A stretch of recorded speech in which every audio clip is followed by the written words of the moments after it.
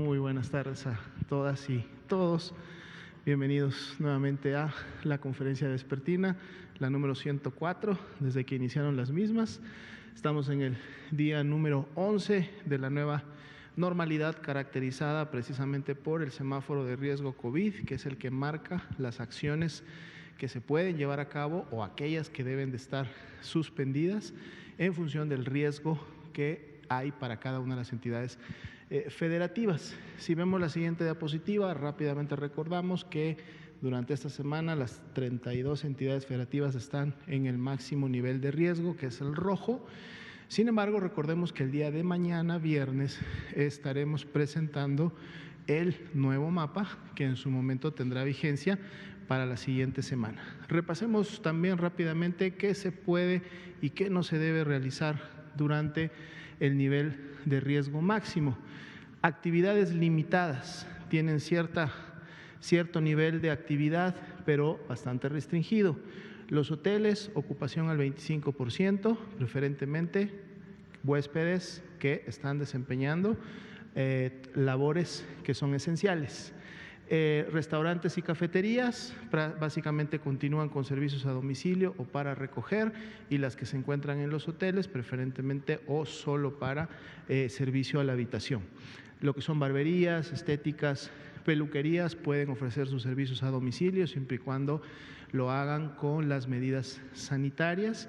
Lo que son los parques, se permite un aforo de 25% destinado principalmente para la actividad física de las personas. Los mercados y supermercados pueden continuar abiertos con un aforo reducido a la mitad, 50%, y principalmente solo permitiendo el ingreso de una persona por cada núcleo familiar, así como los juegos profesionales lo pueden hacer con estadios a puerta cerrada, es decir, sin público, ¿no? Y con las medidas necesarias para proteger a su personal y a los jugadores profesionales también. ¿Qué actividades sí no pueden llevarse a cabo en ningún tipo de aforo ni siquiera limitadas? Es decir, se encuentran suspendidas, son precisamente los gimnasios y spas, los cines, los teatros, los museos, todo tipo de evento cultural que pudiera tener más de 500 localidades, los centros, menos de 500, perdón, los centros comerciales, los lugares de culto, todo el tipo de congregación o reuniones masivas están lógicamente suspendidas, y también los bares. Bien, pasemos entonces ahora sí a la actualización de los números a nivel internacional. Continúa una estabilidad en el sentido de que se ha mantenido la pandemia activa en un 23%, suben un poco los números, pero siguen representando un 23%, y la proporción de las Américas continúa cerca de ese 55% que hemos visto ya prácticamente durante los últimos 7, 8 días, ¿no? Entonces, mucha estabilidad, pero una estabilidad que tampoco ha representado una disminución en los casos, más allá de la región de Europa, que sí vemos que se ha venido contrayendo, de haber estado en un 25, un 20, un 17, ya se encuentra en un 15.7%. Veamos ahora la actualización de las cifras para la República Mexicana. 133.974 son los casos confirmados de COVID-19, es decir, personas que presentaron signos y síntomas compatibles con la enfermedad, fueron muestreados y su prueba salió positiva al virus SARS-CoV-2. Pero así también 191.465 personas que pasaron por este mismo procedimiento salieron negativas a la prueba. Quiere decir que sus síntomas respiratorios muy probablemente eran a consecuencia o a causa de algún otro tipo de virus, o muy poca fracción de ellos también a lo mejor por alguna infección bacteriana. En total, hasta el momento se han ingresado a protocolo de estudio 381.139 personas, y también lamentablemente han fallecido hasta el momento 15.944 personas a consecuencias de las complicaciones de COVID-19. Si bien es cierto, 133.974 es la carga acumulada de personas que han dado hasta el momento positivos al virus, lo que se considera como la epidemia activa en México es solo un 15% de estas personas, que son 20.832, que son precisamente las que iniciaron con signos y síntomas en los últimos 14 días. Veamos la siguiente diapositiva, donde vemos la distribución geográfica a través de un mapa con una escala de colores de todos los casos que hasta el momento se han confirmado en México. Las entidades federativas que tienen los colores más oscuros son las que en este momento concentran la mayor cantidad de carga acumulada, no necesariamente de carga activa. Veamos la siguiente diapositiva, que es la misma información, pero en orden descendente. Ciudad de México y el Estado de México, prácticamente desde un principio la epidemia en México se han mantenido en los primeros lugares y han continuado acumulando más casos. En la siguiente escala está Baja California, Tabasco, Veracruz y Sinaloa en cantidad de casos acumulados. Veamos la siguiente diapositiva, que ahora sí nos muestra la epidemia activa en México, también una distribución geográfica por colores en función de los rangos. Aquí vemos que estos colores se han mantenido prácticamente similares. Vemos a Chihuahua que regresa nuevamente al color verde y decíamos, como es una ventana móvil, porque solamente estamos registrando en este caso los casos en los últimos 14 días, pues entonces los estados pueden ir cambiando de color a más oscuro o más claro, dependiendo si en esos últimos 14 días se incrementó o disminuyó la carga de casos que van acumulando para ese periodo. En la siguiente diapositiva podemos ver precisamente ese orden. Ciudad de México y México continúan aún en la epidemia más reciente, quitando ya la carga acumulada y quedándonos solo con los últimos 14 días, continúan con esta mayor concentración de casos también en la epidemia reciente, seguidos de ahora Jalisco, Tabasco y Guanajuato en esas posiciones. Veamos la siguiente diapositiva, en donde ahora vemos el mapa, pero con una distribución geográfica de la tasa de incidencia por 100,000 habitantes. Para efectos de estos últimos 14 días, 16.3 personas en la República Mexicana por cada 100,000 habitantes tienen COVID-19 y en el mapa las entidades federativas que tengan los colores más oscuros son los que en los últimos 14 días lógicamente tienen la tasa de incidencia acumulada más elevada, lo que significa la transmisión más reciente, la mayor afectación también que puede estar sucediendo entre la población en función de la transmisión. Si vemos la siguiente diapositiva, las barras verdes son igualmente esta tasa de incidencia acumulada de los últimos 14 días, pero además, lo hemos venido comentando, ahora tenemos unas barras azules que día con día nos están ayudando a comparar esta tasa de incidencia de los últimos 14 días con la tasa de incidencia que había hace 2 semanas, para que entonces podamos ver si hay alguna diferencia.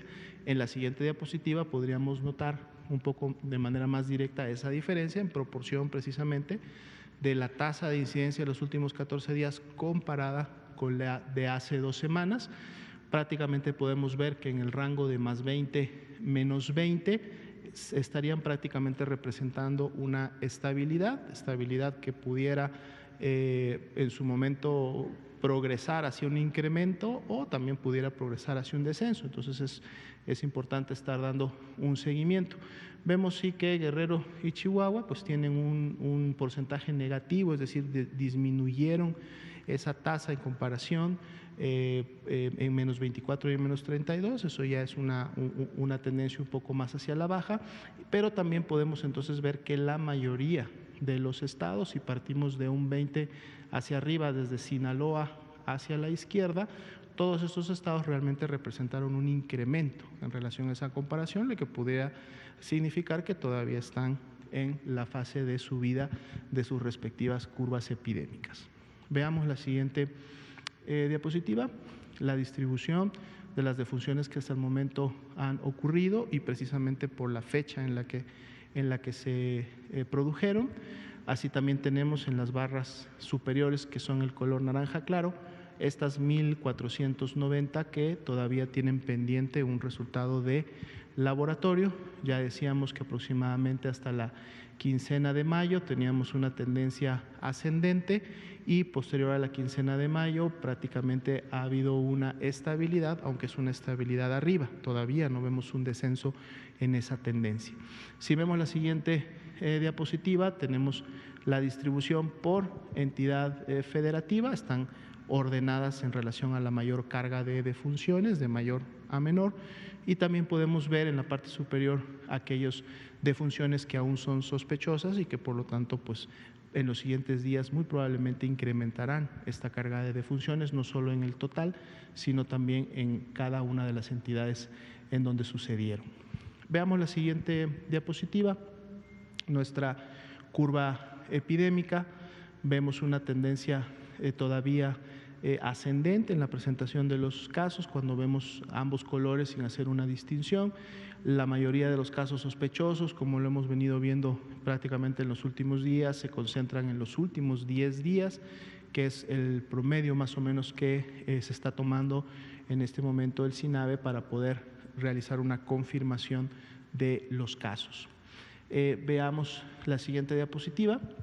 Tenemos esta distribución, pero ahora por entidad federativa, tanto los confirmados como los que están aún sospechosos. Y bueno, aquí podríamos rápidamente notar precisamente cuáles son aquellas entidades federativas que todavía tienen una carga importante de casos sospechosos, que estamos esperando que puedan tener un resultado en los siguientes días y que dependiendo de esa barra de color naranja claro que está encima de la roja, pues en esa medida podría incrementarse la cantidad de casos y por lo tanto transitar rápidamente hacia la derecha y ubicarse en posiciones que le darían mayor carga de enfermedad acumulada, incluido las dos entidades federativas que, como ya vimos desde un inicio, son las que hasta el momento continúan concentrando la mayor carga de la enfermedad. Veamos la siguiente diapositiva.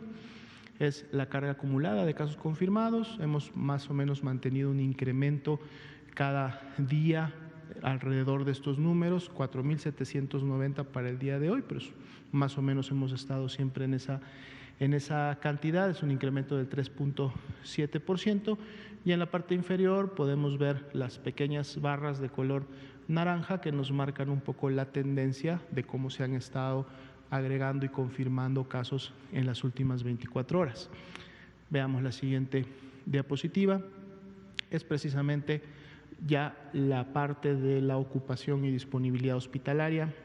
Seguimos con una buena tasa de notificación, 97% de los 798 hospitales que pueden notificar, 46% la ocupación de las camas IRAG general y 39% las camas IRAG ventilador. Prácticamente es una proporción que se ha mantenido también en la última semana, y ahí tenemos los números para cada una de las categorías que nos dan esta ocupación o disponibilidad.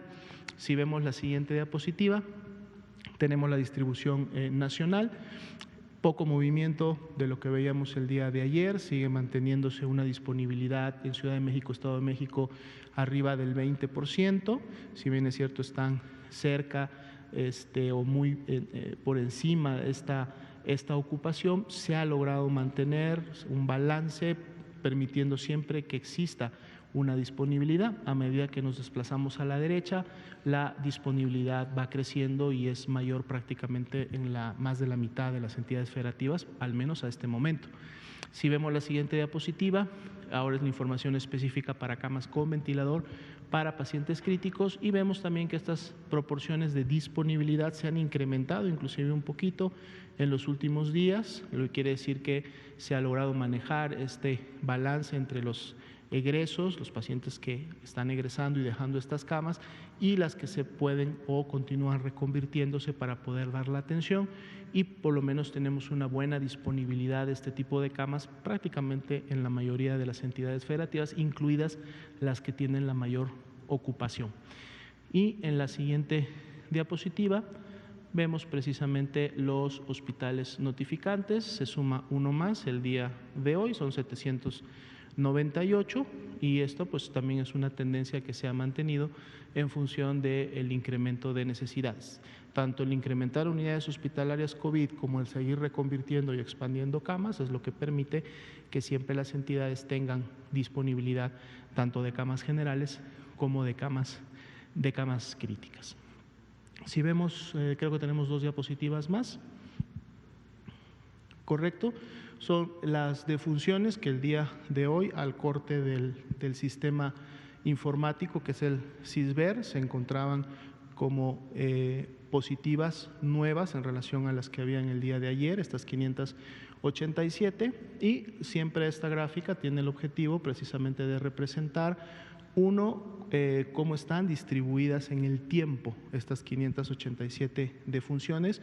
Podemos ver claramente esa distribución en las barras de color azul, que inclusive están sobre las barras guindas, y algo que notábamos ya esta semana es que el retraso en la confirmación de las mismas está ya dentro de un promedio de días similar al que estamos viendo en los casos. Ya no tenemos estas barras azules tan atrás en el tiempo, prácticamente la gran mayoría de ellas están en los últimos 10 días, que es lo que hemos estado viendo. Y en la siguiente diapositiva vemos ahora las barras azules, solamente las barras azules, y aquí también podemos ver cómo esa tendencia que comentábamos está bastante marcada. En los últimos 7 días está la gran mayoría, y de ahí para adelante prácticamente son ya muy pocas las defunciones que tenían pendiente un resultado o que tenían pendiente una notificación. El IMSS concentra un poco más de la mitad, la Secretaría un 30% de las que han ocurrido, pero también aquí podemos ver claramente cómo las defunciones que se confirmaron en la plataforma el día de hoy están distribuidas lógicamente en todas estas fechas de ocurrencia hasta el momento. Sería la actualización para esta noche. Muy bien, gracias doctor José Luis Salomías Garra, director general de Epidemiología.